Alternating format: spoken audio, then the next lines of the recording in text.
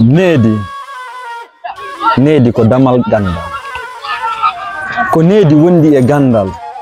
Mo ala needi no heba gandal kono gal gandal nafa maggal wana ko duudata. Needi no wona baawo gandal kono gandal wonata baawo needi. Paysi gandal hebi ke baawo needi haray gollir gangal wona naymo malal. Pular Fuuta wi'i ma inen pulako wi'i wosi haala nyawi yo jentande sellu.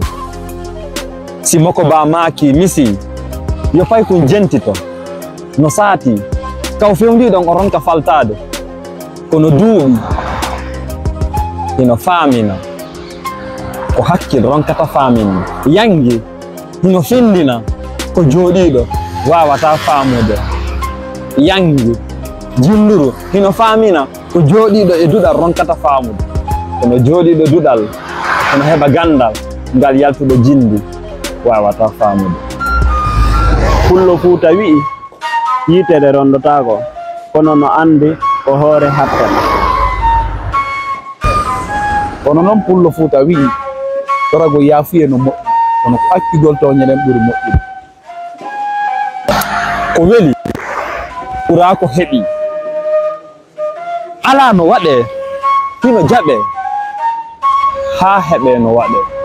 Muyɗe Allah ɗen ɓe innayi ka meɗen wata ƴenga no ka hewtata sina ɗum no saati ka futtuɗa hara heɓali ko rewu men.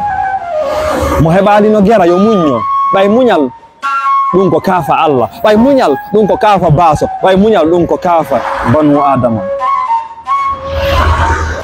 Pular Fuuta e fulɓe Fuuta e pulaku e naamu fulɓe ɓanten finen findinen faminen mo famali ɓeydodiren ɓeydanen saatiɓe ɓeydanede fiyo ɓe falto kaɓe falji ɗon.